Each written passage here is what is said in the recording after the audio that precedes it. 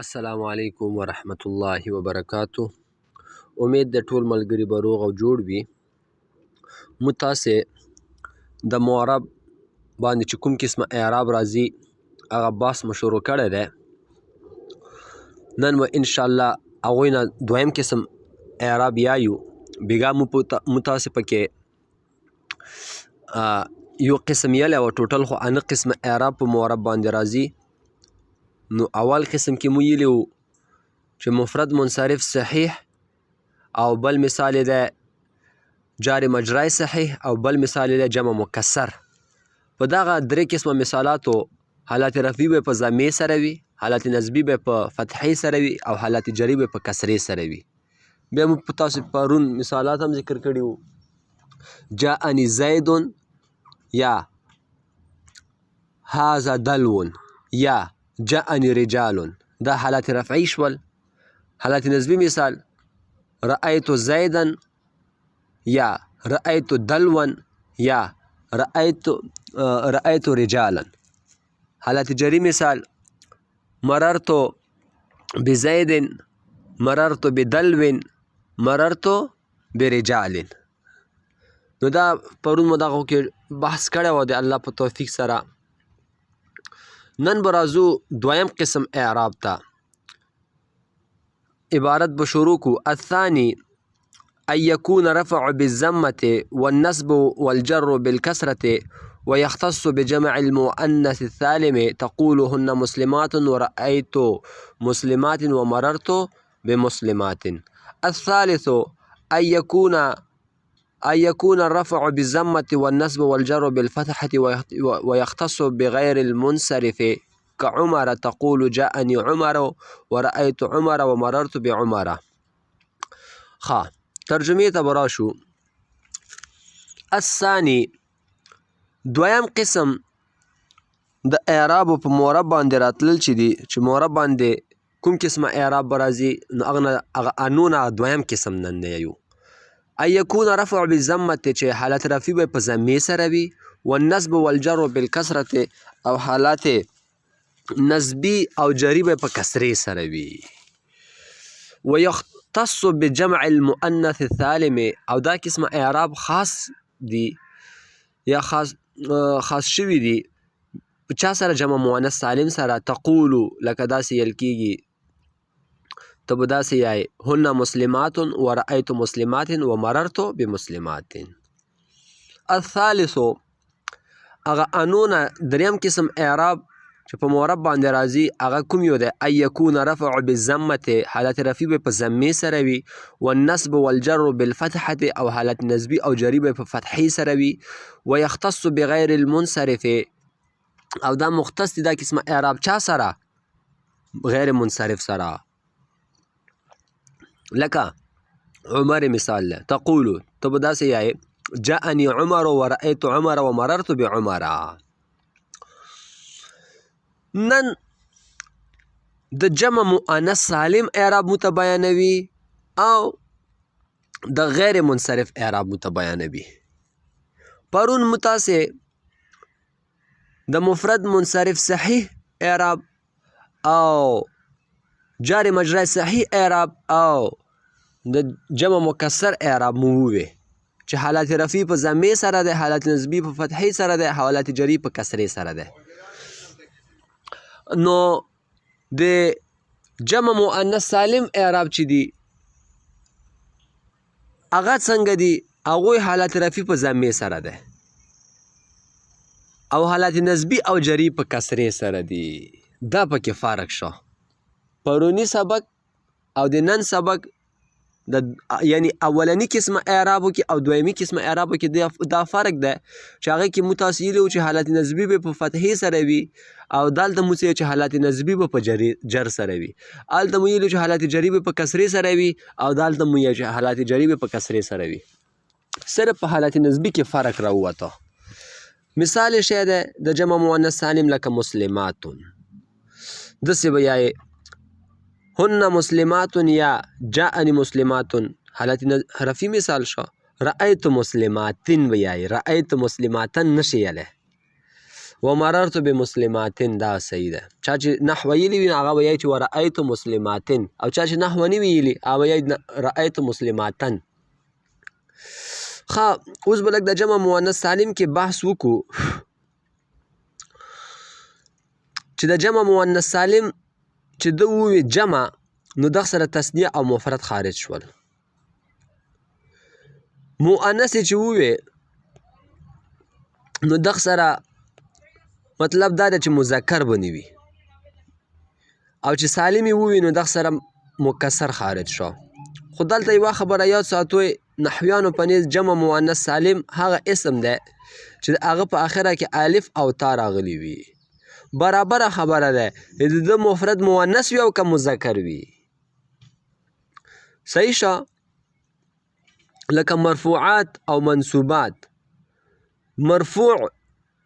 مرفوعات چې دا د مرفوع جمع ده او منصوبات دا د منصوب جمع ده. اوس مرفوع او منصوب چې دی مذکر دی، خو مرفوعات او منصوبات دا جمع مؤنث سالم شول. په کار خو دا وه چې دغو ته مو مذکر ویلي وای، ځکه د مفرد چې مذکر دی نو جمع هم باید مذکر شي. خو ما تاسو ته وویو چې نحویان جمع مؤنث سالم چاته یایي چې په آخره کې الف او تا راغلی وي.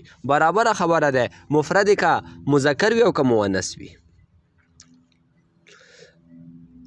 همدارنګې صافنات چې دا د صافن جمع ده، دا هم په دې کې شاملېدای شي، اگر چې د مذکر شی راځي،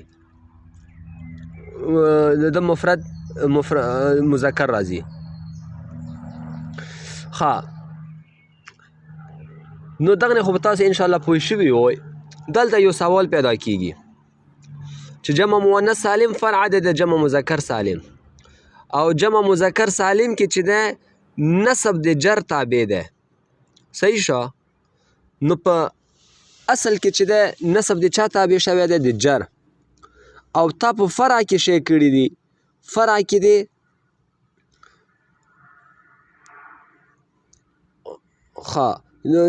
دا د جمع مؤنث سالم فرع دی، او جمع مذکر نه جمع مؤنث سالم چې دی دا فرع دی د جمع مذکر سالم، او جمع مذکر سالم کې چې دی نسب د جر تابع دی. نو همدارنګې په فرع کې هم مو نسب د چا تابع کا؟ د جر تابع کا. که مو داسې ویلي وای چې نه نسب د جر تابع نه ګرځوو، نو بیا به زیاتی ارتله په اصل باندې، ځکه چې جمع مذکر سالم کې چې دی نسب چې دی دا د جر تابع شوی دی. په اصل کې چې نسب د جر تابع وي نو باید په فرع کې هم تابع شي که نه. ښه،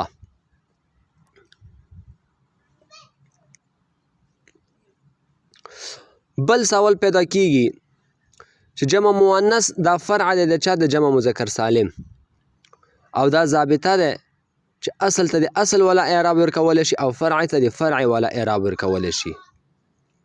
نو په کار خو دا وه چې جمع مؤنث سالم ته هم اعراب بالحرف مو ورکړي وای، ځکه چې اصل ته خو مو اعراب حرکتي ورکړي دي که نه جمع مذکر سالم ته، نو فرع ته خو باید مو فرعي اعراب ورکړي وای. ما تاسو ته ویلي وو چې اعراب بالحرکتي دغه ته اعراب بالاصل هم ویلی شي، او اعراب بالحرف ته اعراب فرعي هم ویلی شي. نو دا جمع مؤنث سالم چې فرع دی نو باید دغه ته خو مو باید حرکتي اعراب نه وای ورکړي، باید شی مو ورکړي وای، باید اعراب فرعي مو ورکړي وای، یعنی حرفي والا. نو جواب به وکړي چې که مو دلته دا کار کړی وای نو هغه نه کېده، ویلې چې جمع مؤنث سالم په آخره کې الف او تا ده، او الف او تا باندې اعراب حرفي نشي جاری کېدلی، یعنی واو الف او یا نشي پې جاری کېدلی. ښه، دریم نمبر ته به راشو. انا قسمه اعرابو کې مو دوه ووي، نن به دریم یایو. الثالث ان یکون الرفع بالضمة والنصب والجر بالفتحة. حالت رفعي به په ضمې سره وي او نصبي او جري به په فتحې سره وي. ويختص بغیر المنصرف، او دا قسمه اعراب مختص د چا سره؟ غیر منصرف سره. لکه عمر، تقول جاءني عمر ورأيت عمر ومررت بعمر. ما تراغ عمر، ما ولد عمر، او زه تیر شلم په عمر باندې. دغه عبارت کې محترمو د غیر منصرف اعراب دی. غیر منصرف اعراب د جمع مؤنث سالم اعراب سره لږ برعکس دی. جمع مؤنث سالم کې مو حالت رفعي په ضمې سره یلی دی، او په غیر منصرف کې هم اعراب رفعي په ضمې سره دی. خو فرق پکې شی دی، هلته مو ویلي چې حالات نسبي او جري به په کسرې سره وي او دلته به څه یایو حالات نسبي او جري به په فتحې سره وي. هلته نسبي د جر تابع شوی وه، دلته حالات جري د چا تابع شوی دی؟ د نصب تابع شوی. بس دا پکې فرق دی ښه.